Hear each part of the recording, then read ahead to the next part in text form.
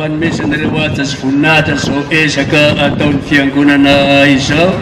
ka isaorana sy akatelemana tanteraka. Mazava dia mazava ny nandaharany président komity fiangonana teo ny anton'izao ezaka izao. Efa dia lasa fitenenana alohan'ny hoe coronavirus kely zany zavatra rehetra zany anjoatsika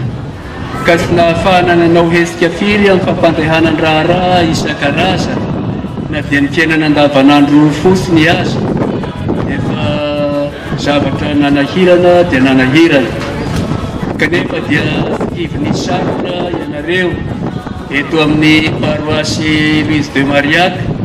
rehefa mba nanomboka hoe misokatra fijeria ny fahafahana manao ny hetsika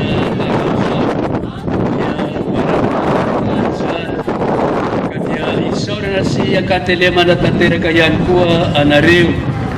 amin'ireo ezaka samihafa voatanisanao teo ireo.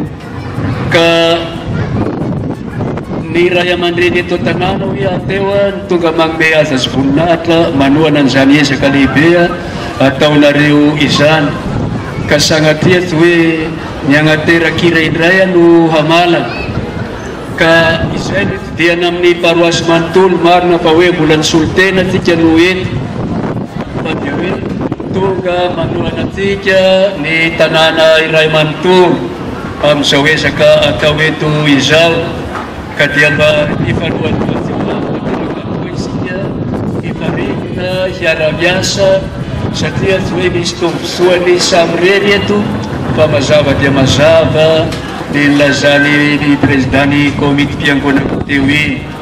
ka dia misaotra amin'izay fiara-miasa zay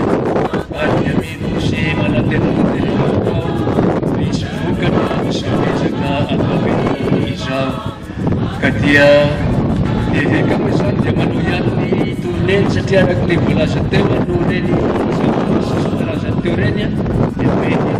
ny tournée tsy vita ka dia vao mialany eny zany dia eo anareo zay fa na efa ny ambadika kanefa izany dika hoe magnadigna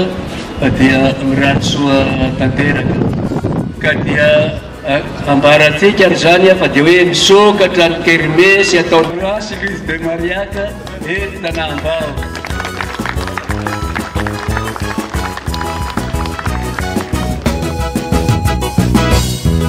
Eucharisty mofo ny fiainana mamelona ny fianakaviana antoka mampiombona ny fiangonana sy afeno fatrany afaliana. Eucharisty mofo ny fiainana mamelona ny fianakaviana antoka mampiombona ny fiangonana sy afeno fatrany afaliana.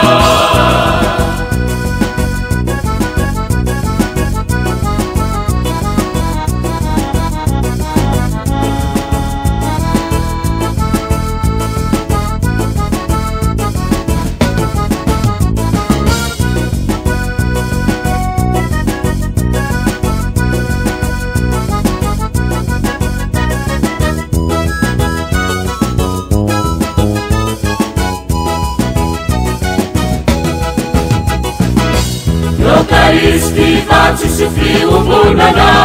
sakafo maritra mandrakisa